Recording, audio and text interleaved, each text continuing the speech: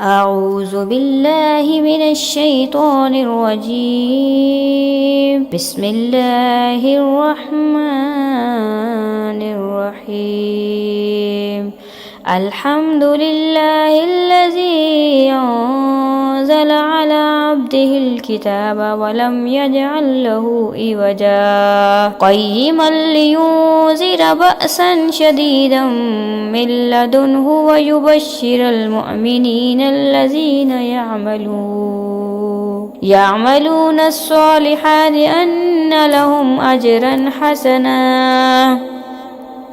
ماكثين فيه أبدا وينذر الذين قالوا اتخذ الله ولدا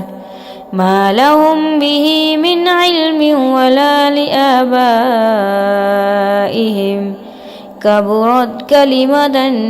تخرج من أفواههم إن يقولون إلا كذبا فلعلك باخئ نفسك على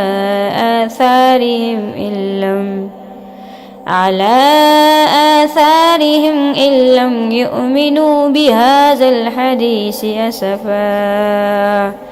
إنا جعلنا ما على الأرض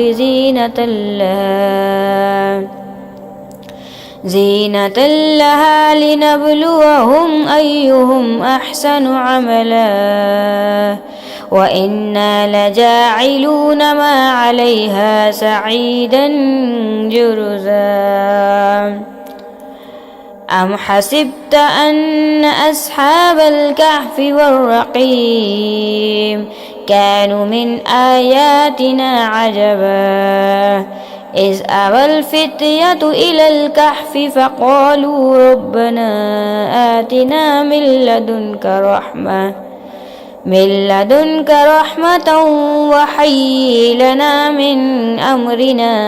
رشدا فضربنا على آذانهم في الكهف سنين عددا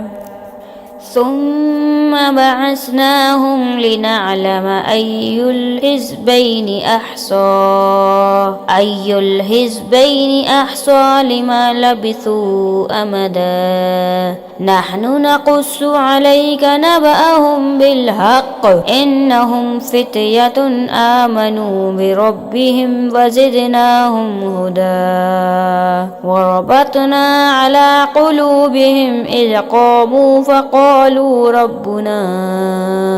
فقالوا ربنا رب السماوات والأرض لن ندعو من دونه إلها لقد قلنا إذا شططا هؤلاء قومنا اتخذوا من دونه آلهة لولا يأتون عليهم بسلطان بين فمن أظلم ممن افترى على الله كذبا وإذ اعتزلتموهم وما يعبدون إلا الله فأووا إلى الكهف ينشر لكم ربكم من رحمته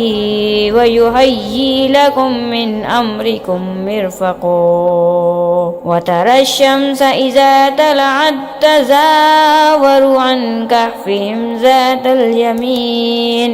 اليمين وإذا غربت تقرضهم ذات الشمال وهم في فجوة منه ذلك من آيات الله من يهد الله فهو المهتد ومن يضلل فلن تجد له وليا مرشدا.